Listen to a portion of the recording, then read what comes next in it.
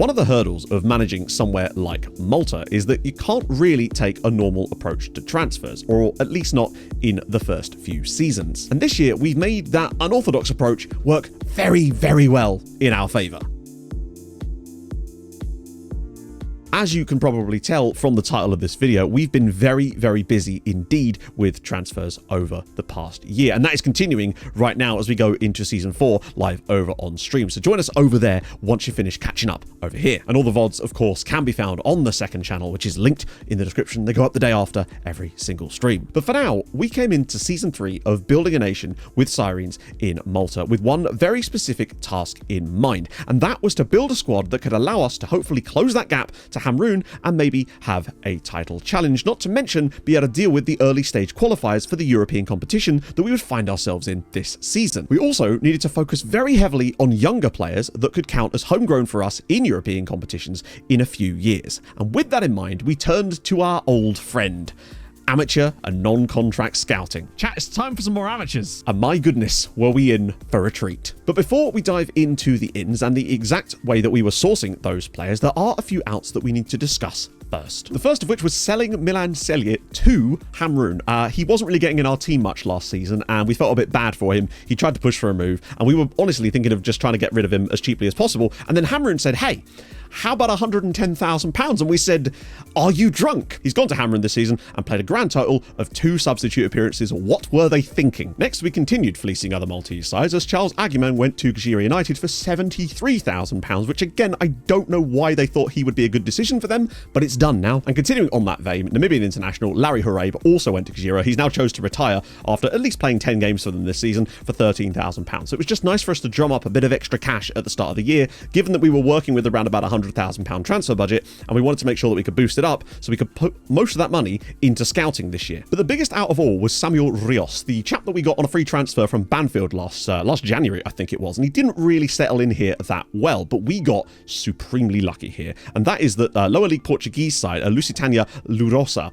who, as far as I'm aware, have got like moon money despite being so low down the league, actually had an interest in our chap and paid us £185,000 for his services, and they were willing to pay through the nose to get him, so we were really in a good position with our transfer finances. Now, obviously, we were only keeping about 40% of that, but that was going to allow us like another couple of months of good scouting, and that's what we were really doing. So now it's time to talk about the ins, and 99%, I would say, of the permanent signings we've picked up this summer have come through the exact same scouting method, and that is the amateur and non-contract method, which I talked about in the scouting guide I made a few weeks ago. However, I just want to show you a couple of things about the way we've done this, particularly as you're sort of seeing it in action now in a real save rather than just examples, but also as we've been able to streamline the methodology a little bit better. Because for me, if you're managing at any kind of level where you don't really have a huge amount of money, you don't really have an enormous amount of transfer budget to go with it either, this is so powerful, it's absolutely unreal. Because we signed 36 players this year, and obviously you're not going to see all of them in this video because they didn't all turn out perfectly and weren't that fantastic, but still, you'll see a hell of a lot of them today. So, and what I've done is I've actually put the filter that we're using, that we've made for this, in the description to this video, so you can just import it yourself. So what we're looking for, and one of the problems we had, is that when you go into the edit search button here,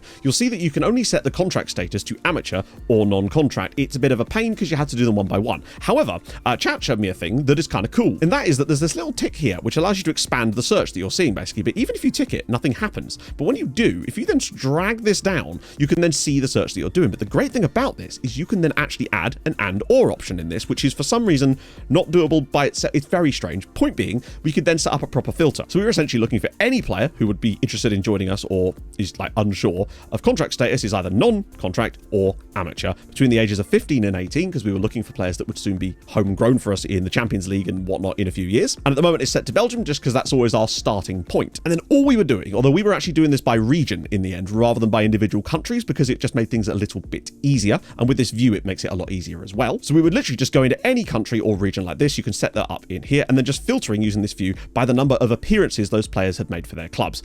Any player that had made at least 10 appearances for their club, although if they were a bit younger, like a 16-year-old, we'd look at like 5 appearances maybe, we would just get a scout report on them, because all of that money that we had at the start of that last last season, we just pumped that straight into our scouting budget so we could get, well, Europe for a bit, and also later on when we got a bit more cash, some worldwide scouting, so we could just look at these guys properly. So we would just go through any players we like the look of here who've played a lot of games. We would just select them all, right click, get scout report, basically. You can see that there's actually some new guys in here that have appeared, which we'll be looking at over on stream right now, absolutely no doubt about it. And some of the guys that we looked at last year that maybe didn't quite work out, although I think this guy might be new, and holy God, look at that ability. Screw it, we'll get a little preview. What's he looking like? Yeah. If you ever wanted an example of why we scout like this, him right here. This guy right here, officer, because for a club like ours in the position we're in, he would be entirely free. He has no contract. If he does have an agent, I bet you he doesn't want too much money. Okay. Trust me to find the one guy that actually wants moon money. And that makes me wonder if we did look at him in the past, and actually the reason why is because he wanted to start all the games and wanted to be on $1,000 a week. That might have been why we disregarded him potentially. I don't know. But the point is, you can get some absolute bargains here. They won't all want £900 a week. And then we just went through doing that when they came through the scout reports, look, assess, take some punts if they're really cheap, even before they're fully scouted, and just go from there. And we've just hoovered up players doing this year, and it has set us up very nicely. So I think it's about time that I actually showed you some of those guys. Oh yes, but before then, it is also worth noting that we did manage to extend the loan of Lucas Marza for another season. Obviously, that's expiring this summer, and he, as you can see, with his 19 goals for us this year, has been superb. So yes, a really good extension for him. I don't know if we're going to be able to do it again. I would really like to get him back for another year. One, because he's good, and two, because he would actually not have to be registered for Europe this year, which is dope. We managed the same exact deal on Sam Esselink, this time from Sparta Rotterdam. I think we had to pay a little bit more, but it's still only £130 a week, and he's just a great player. We did the same thing again on Julian Boalo. Now, all of these guys were actually only 6-month loans because they're at contracts were expiring. Luckily, they all got extensions on those contracts, but it did mean they had to go back in January, only to then be renewed with us once again. And the problem with that is there's this wonderful bug in FM where if a player leaves a loan at your club, even if you extend that loan the next day, and once they've gone out of that club and they come back, they lose all of their match sharpness, even though they've only been gone one day. It's very annoying. The good thing about Boalo's loan is I was able to extend it for 18 months. So we actually have him already tied down for the next season as well. And that's glorious news. We did also get Granillo back for the first 6 months of the season, but we weren't able to extend his loan going into the future, unfortunately. So he only did the first 6 months of this year. But I was very pleased to get these guys back. But that's all of that loan stuff sorted. Let's talk about actual transfers. There have been some loans as well, but mostly it's been transfers. The first of our cheap Belgian amateurs is Jamel Meziani, an Algerian Belgian who came through at RRC Longlier. Solid-ish left back, okay physicals, like can tackle, can cross. That was why we were interested. Cost us £0, and he's on £60 a week. And these are the kind of guys that we've just been able to hoover up this time around. And yeah, I mean, he's not even the beginning of how good this gets. And obviously, because we're in Malta, the price ranges are enormously varied. But let's put it this way. If someone was to actually try and bid on him, it would pretty much be £45,000. That's our experience so far. It might say the high number, but you just don't get the high number. Come on. We also signed this chap here, not for the same reasons. This is his actual name. This is his name in the database. Someone asked me to look up a player, and I thought it was a joke. So we did sign him on a free transfer purely on account of the fact that his name is quite literally Vladislav Shit. It's just a fantastically fun name to have. He's gone out on loan, actually. He's become part of the loan farm and the first proper member of it as well. So there we go. He's been out on loan at Singlair this year and has actually played some games. But then we actually stumbled on potentially some gold in Titouan Pelletier, a Frenchman that we picked up from Racing Besançon in France. And he is genuinely actually good and has actually played matches for us this year, despite only being 18. £250 a week on a free transfer. Maybe doesn't have the potential ceiling as some of the other guys, but we were more interested in his CA because, as you can see, for a centre-back, he's not the quickest, obviously, but can tackle a little bit, can mark, passing isn't great, heading's okay, solid jumping reach, he's just quite slow, but he's still a very, very solid player, and for £250 a week, can hardly go wrong with that. Next up was Antonio Jose Artiaga, who came in from San Felix on a free because, again, amateur contract. Now, he is actually one of the first players that's become part of the loan farm as well. He's on loan at Hibernians, a top flight side in our league, which is fantastic. He perhaps doesn't have the ceiling of the other guys either, but for, we're actually paying him quite a lot of money, to be fair. So he might be a bit of a miss from us, but he's played 22 games in the top flight for them this year, and this is what I mean about getting that loan farm started almost immediately. He was the first guy to really kick on. Then another freebie of Ilan Nizic, who comes in from Luchko over in Croatia. We were just looking all over the shop, and he is one of those players that we thought looked okay, and then when he joined us, we got a vastly different opinion of him because he looked so much better upon actually joining us. He's a very, very well-rounded young midfielder on quite a bit of money here, I suppose, considering his amount of game time for us, but still, he was well within the budget and well worth it for us for free. I'm going to be saying free a lot today, I suspect, because almost every signing has been entirely free. I think there's maybe 2 paid. Next, we signed Felix Triñanes on a loan, initially, from Banfield over in Argentina. He was one of our free loans that was recommended to us by our DOF, and then his contract expired after 6 months, and we decided to pick him up on a free transfer anyway to make him a permanent signing for us. Don't know if that's the wisest idea, honestly, but he's not on a huge amount of money and does seem to have a very large value, and I wonder if that's just because Argentinians opinion. I really don't know, but he's the sort of guy that possibly won't really play for us much next season, but he was here and he was a useful prospect to have. Then, of course, Jimmy Diop joined us from Stade d'Umbourg over in Senegal, and we already showed you him last video of these, but he's been a solid option for us this year. 12 starts, 13 substitute appearances, packing out that midfield a little bit. And the next one might be one of our favourite signings of the entire year. Christian Rodriguez on a free transfer from Deportivo Guaymalan. I'm sorry if I'm saying that incorrectly. Point being, he joined us and we thought he looked very, very decent. We needed a right-sided winger type of player, and he was fast, he could cross, and that's what we were looking for, had solid technique. And then he started off and he was a little bit mid, honestly, for his first few games at the club, and then he just exploded. You can see there, 18 starts, so 24 appearances in all competitions, and 8 goals and 14 assists for Christian Rodriguez this year. He has turned into a monster for us on £400 a week, but he is next level good, and we're looking to get a new contract for him this summer, which will definitely bump his self up to like an important player for us, and he's still only 20. And now we come to a very, very strange player. And this is the saga of Thomas Randrup. Danish striker Randrup. Okay. Tempos are what... Oh, God. Tempos are what he doesn't have. Right. We'll get him anyway, though, right? Because loan farm if he's cheap. Or not. £600 a week. He's literally cardio man. Do you know what, right?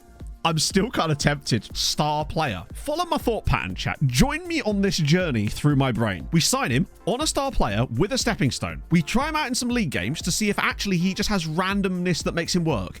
If he doesn't work out, we just stop playing him, he complains, and we just sell him. You're going to say to yourself right now, because you are saying this, to you watching this recap video, that this, what we're about to do, is either the best decision we're going to make this season or the worst.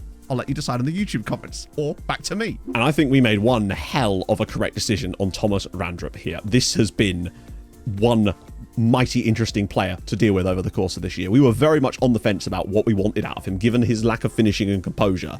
We just weren't sure what we could really get out of him, but my God, was he quick. And we kind of wanted to prove a point about how at this level, like I've always said, physicality and just pure speed can sometimes matter more than any kind of finishing or composure, and he didn't really have either of them. He's improved now, as you can see from, you would have seen in the clip, he was much worse, but over the course of this year, he's got his head down. And the fact is, we gave him a star player contract. It was one hell of a risk to make this happen on £700 a week, but he has rewarded us. What's that? 22 goals and 8 assists this season for Randy. Despite he has very little passing or vision, frankly, either, he can't really finish all that much. Imagine how many goals he'd have if he could actually finish. He's missed some absolute sitters this year, but he just gets into the right spot. We even changed our tactic just to sort of play into his strengths, and he's continued to show it. He's even had one of those off-field events that gives him a determination bump, which just shows you how much this guy could be a key player for us in the coming years. Although he is actually wanted by Cameroon at the moment, so hopefully we don't lose him this summer immediately. And bear in mind, this was despite him getting a 3-month injury in the middle of the season too. Next was the loan signing of Thomas Shirotek, who came in to give us a bit of cover in the right-back spot. He's actually gone back from his loan now, as his it wasn't really working out too well for him here, but nevertheless, he did solid for the first half of the year. Then we took a massive punt and tried to loan Charlie Gray from Manchester City, and would you believe it, they actually said yes. So we've had a player on loan from Man City this season, just controlling our midfield.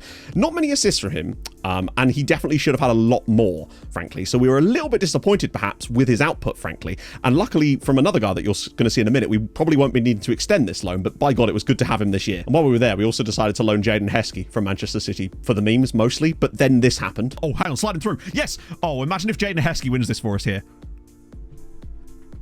Was his only real contribution to our season, but it was an important one, right? And you can see from the fact that he's back there that Pep got annoyed at me because I wasn't playing him and recalled him. And the last loan signing that we made this summer was Uroš Filipovic from Partizan, who has been a really solid cover for us due to issues we've had with injuries in that left-back spot. It was nice to have a little bit of extra depth there to go with Dick and Samasi. Not Samasi, Cisse. Next was one of the few signings that we didn't make based on the amateur and non-contract, although technically I think he actually was one of those as well, and that is Nathaniel Nwusu. Now, obviously, a lot of you will possibly know about this guy. He's quite a good goalkeeper in the game. He's one of the sort of, not wonder kids, but like he can have quite high potential. However, the reason we signed him is because we tried to get him with MTK last year. He was rubbish for us to the point where he was like goppingly awful, and we almost wanted to give him a chance to redeem himself, but it did want 1.3k a week. We made it happen, basically, and he has been our starting goalkeeper this year and possibly will be for the foreseeable future, and that's still good, but he probably, actually I say foreseeable future, I don't know what he might want as a wage bump when his contract's up next summer, so he might not stay for that long, but it's nice to have him here, and he's actually been quite good for us. But next is one of my favourite signings of the year. This is Lefteris Papadopoulos, or as we've been calling him, Daddydopoulos, because he's 18 years old, he's a Greek Australian, he has 16 passing and 18 vision. He can't do many things, but he can pass the ball a lot. and well. And he has got better and better as the season's grown, frankly. 2 goals and 3 assists, but he's only started 5 matches for us. Towards the end of the year, we just started preferring him over Charlie Gray because he's our player. Other than Kone, but he's annoyed at me.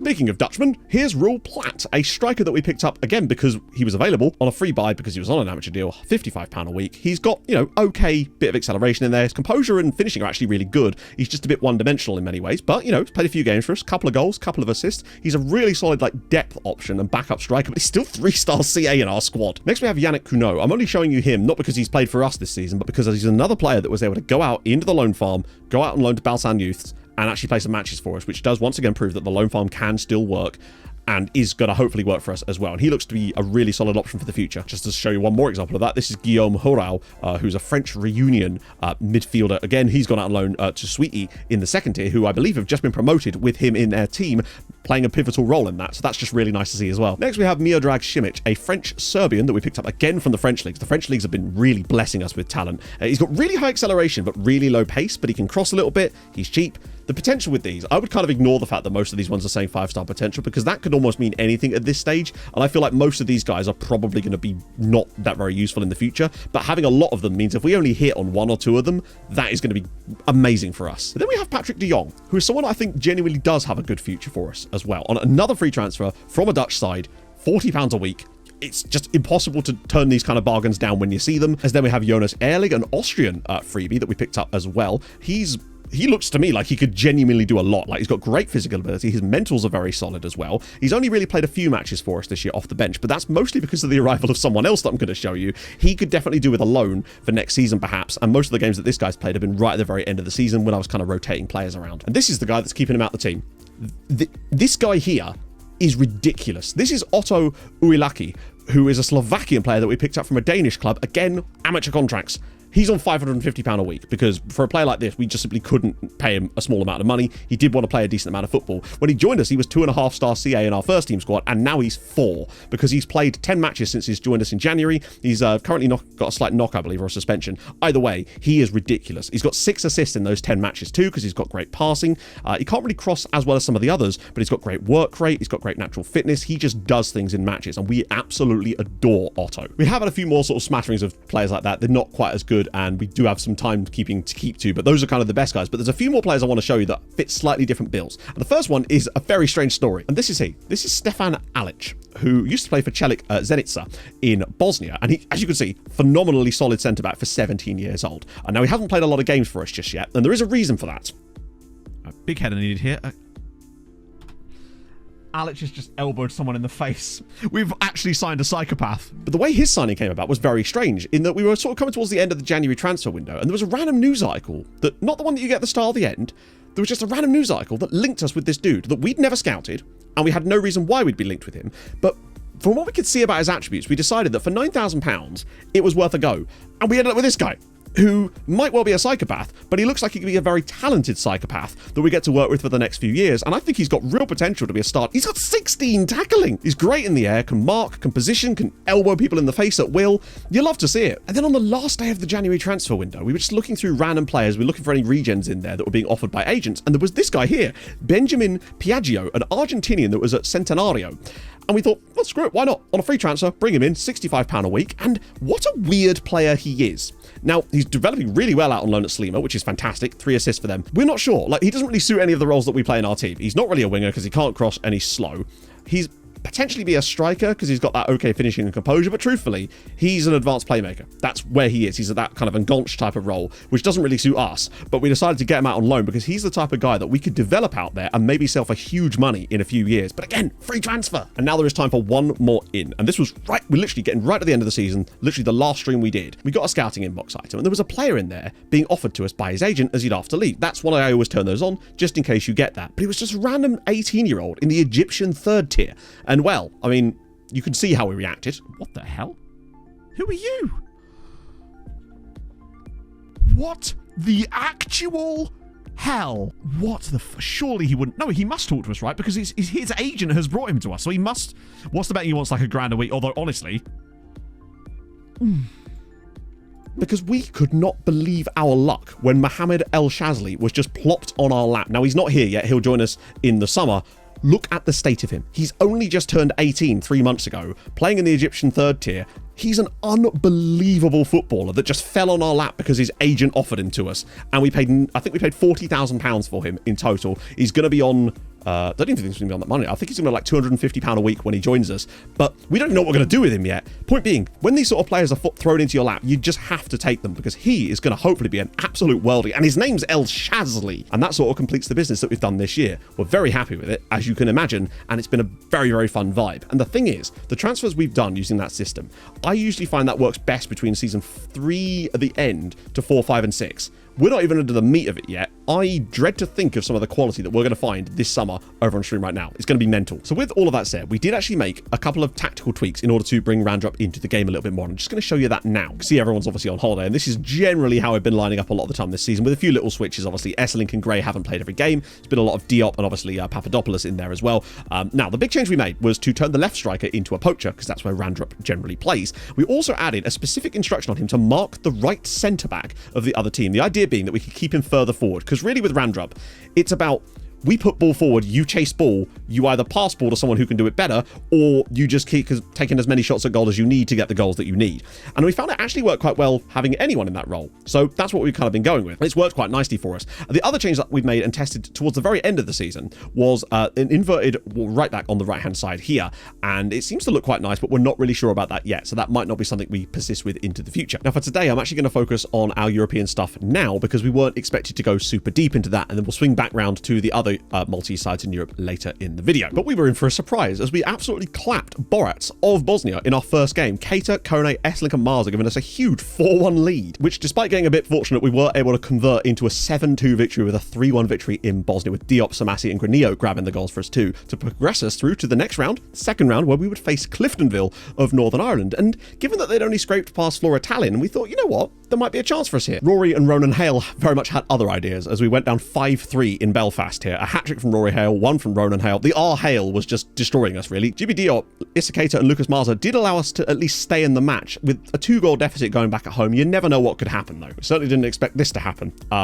It didn't go particularly well. We actually found ourselves 4-1 down in this game before the comeback began. We pulled the game all the way back to 4-all with just 10 minutes to go before, as we were pushing for it, throwing bodies forward, Cliftonville got one on the break to win the match 5-4. And in the end, 10-7 on aggregate. What a way to go out. I truly think that we could have done better, but we were doing our very best here. We just kind of met our match. We just weren't really ready. A lot of the signings that we made that you've already seen, a lot of them hadn't really joined us yet as we were still sort of filing them through, and we didn't really start getting good for me until about January, so we just weren't quite in the right space to make this happen yet. But it was a sad thing for us to go out here. We still got some points from Malta though, just not in this tie. And on the plus side, we did earn, I think it was over 700 grand for our European troubles. So that kept us afloat for a lot of the season and allowed for some of these extra signings for us. So all's well that ends well, I suppose. Now, as for the league, we actually hit the ground running really nicely, rocking up 3 wins out of the gate with high-scoring games in there too, before it came back down to earth a little bit away at Zabar with a 1-1 draw here. We probably could have done better in this game, but, you know, they're a decent side. They've strengthened over the summer as well, and we expected them to be in and around that sort of top 4 hunt as well. So a 1-1 draw there, not the end of the world. That said, we then rebounded to go on a 7-game winning streak, including a 5-0 hammering of potential top 4 rival Birkirkara, which included a hat-trick from international man of mystery Thomas Randrup, where he actually could have got another one as he missed a penalty in this game too, as well as this wonderful team goal finished off by Felix Trinanes. Look at this little one-touch stuff here. Just little triangles. Bang out. Back to him again. Back inside, Kate around the corner, Trinanes then drops a shoulder inside the defender. What a finish! That then left us 4 points clear at the top of the table with 10 wins out of our first 11 games and feeling extremely good about things at that point. Not to mention the fact that the top 4 were really starting to gap everybody below them, as well as shout out to Tarsheen Rainbows, newly promoted side. We're currently sitting 6th in the league and looking very tasty in the midfield. We then got brought right back down to earth though, losing our first game of the season away at obviously European team from last season, Masterschlock.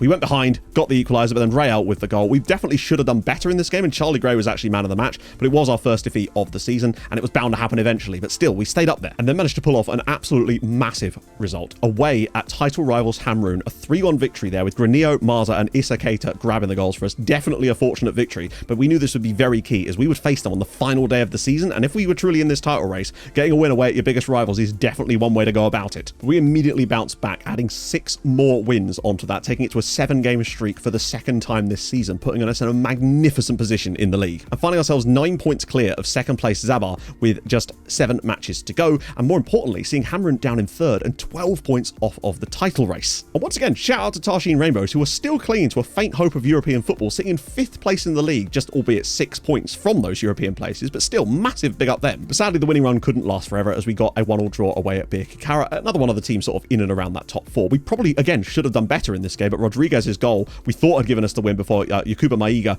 got that equaliser for Birkirkara. This would have been a huge moment for us, but you never know. We're so far clear, it wasn't even really a problem for us at this point. As we then went on and won our next 2 games against Marsa and Floriana, which including Dick trying this audacious overhead kick attempt.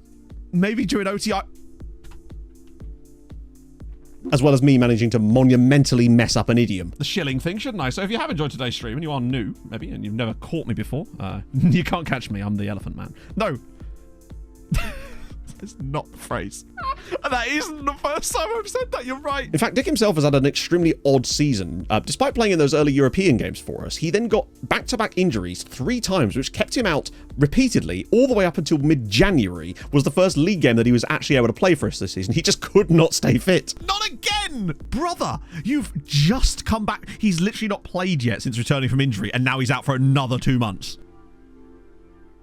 Oh, home you go, buddy. Miss you, babe. It's nearly December and bro has not played a league game yet. This is the 3rd injury he's incurred this season. Bruised head. Dick is out with a bruised head. Accidental collision. But all of this left us going into the game against Hibernians, knowing that a win would guarantee us our first title ever, and first title, of course, of the save. And then with 10 minutes to go and the game tied at 1-1, Tommy Randrup does this. I think he's looking unsure. Steps up. What a way to win a title. That is unbelievable. In the end, we were actually able to grab another one through Raphael and Dong, and it was a 3-1 victory over Hibernians, was enough to seal the title for us again. Randrup was fantastic. Papadopoulos got a penalty. It was just scenes. As in the end, we actually win the league by 12 points. 69 points. Nice. You'll love to see it. Hamrun did eventually clamber their way back up into second. Now, that last 7-game spell was very, very strange. As you see, that Hamrun went from being 2 points behind Zabar to end up finishing 7 points in front of them. And that isn't even the real story. The real story is that Tarshin Rainbows got from that gap of being 6 points behind and ended up qualifying for the Europa Conference League next season by being 4 points ahead of Birkirkara over that period. They went on a mad tear over that last 7 games of the season. They got 17 points from their last 7 matches of the year and flew up the table to sneak into that 4th spot. They nearly got 3rd in the end. That's how good they were towards the end of the season. But they will play in Europe next year, and that means that the 2 sides other than us and Hamrun that are going to be in Europe next year are teams that have been promoted in the last 2 seasons. And another news down at the bottom, Valletta relegated for possibly might even be the first time, honestly. I really don't know. They've certainly not been relegated for a long, long time if they ever have, but they are going to be playing 2nd Division football next year, particularly on account of the fact that they went down on goals scored, as they only managed 20 in 26 matches. And frankly, if you can only score 20 goals, you probably deserve to get relegated, and relegated they did indeed get, along with Balsan Youths. We managed 85 goals this season, and I think the biggest difference for us this year was strengthening the defence.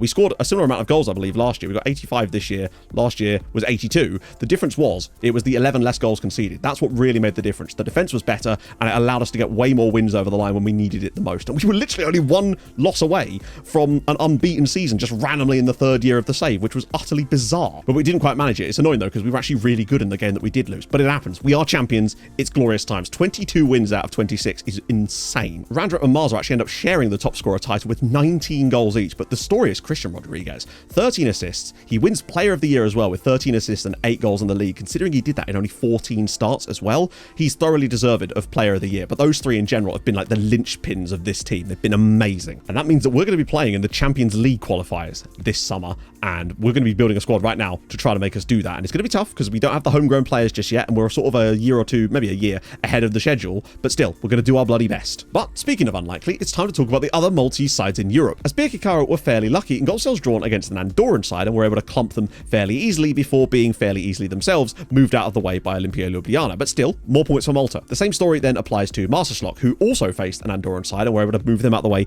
very easily. But then they came up against Austria Vienna, who, to be fair, they did manage to beat in the home game and actually were at a 2-2 draw with them in the away match before slowly falling away. But again, more points for Malta. But it's Hamrun where things get a little bit more interesting. They insanely knocked out Maribor on pens in the first round of their qualifiers for the Champions League before being quite swiftly moved aside by Sparta Prague, but that extra progression meant that they would drop into the Europa League qualifiers and not the Conference League, giving them more chances. Where they then went one better by knocking out Swedish side Hammarby to give themselves a set 2 against Shakhtar Donetsk with a chance to play in the Europa League proper. It didn't quite go their way and they did go out, but that meant that they would play in the Conference League group stages, and I believe this makes them the first ever Maltese side to qualify for the group stages of any European competition, which is amazing for them. And in that group stage, they did not really let us down at all, getting draws against Hammarby, St. Gallen, Slavia Prague, and then an amazing victory against Genk of all people, which is a huge win, particularly as Genk went on to go quite deep into the tournament, so their first ever win in a European tournament too. And all of that wonderful hard work with getting 6 points from 6 matches left them